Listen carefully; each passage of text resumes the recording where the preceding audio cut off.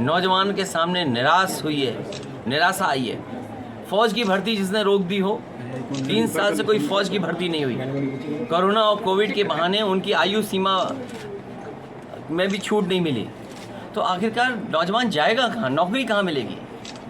इसलिए जो बहुमत मिला है, लोकतंत्र में जो जनता ने समर्थन दिया है, मुझे उम्मीद है कि पहले की तरह भारतीय जनता पार्टी झूठ नहीं बोलेगी। जो उन्होंने संकल्प पत्र जारी किया था पहले, वो भी अधूरा छोड़ा। अब जो संकल्प पत्र लाए हैं वो कब पूरा होगा, तो उनकी जिम्मेदारी ये बनती है कि पुराने संकल्प पत्र में जो चीज़ें छूट गई थी उनको पूरा करना, और अब जो जनता के बीच में संकल्प पत्र रखा उन चीज़ों को पूरा। समाजवादी पार्टी और गठबंधन हारा नहीं है। समाजवादी पार्टी और गठबंधन का वोट बढ़ा है, सीटें बढ़ी हैं, और कम से कम आने वाले समय में समाजवादी पार्टी और गठबंधन मिलकर के भारतीय जनता पार्टी को और नीचे ले जाएगा।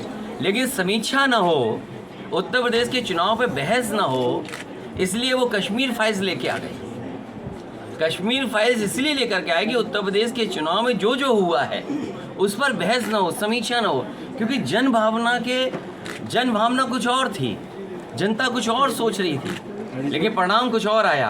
अब तो हम यही कह सकते हैं, जो कश्मीर फाइल्स में पैसा इकट्ठा हुआ है, जो इतने बड़े पैमाने पे फिल्म देखी जा रही है, कम से कम उसके मुनाफे से जो कश्मीरी लोग जिनको विस्थापित करने के लिए खर्च होना चाहिए, और कम से कम बीजेपी को ये काम तो करना चाहिए।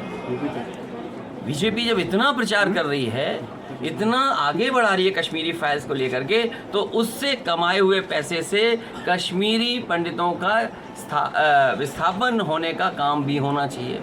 और कम से कम ऐसी कमेटी बननी चाहिए जिसमें पार्टी के पॉलिटिकल लीडर्स ना हो। कश्मीर फाइल्स के जो मुनाफा हुआ है उससे कम से कम उनके इस्तेमाल में तो आए। कश्मीरी पंडित जो अभी तक नहीं पहुंच पाए, उनको कैसे वहाँ पे सेटल किया जाए, तो कम से कम उसमें किसी पॉलिटिकल पार्टी के लोग ना हों, और जो कश्मीरी पंडित हैं उन्हीं की कोई कमेटी बन करके उस पैसे से पूरा का पूरा उन्हीं के लिए सेटलमेंट के लिए इंतजाम होना।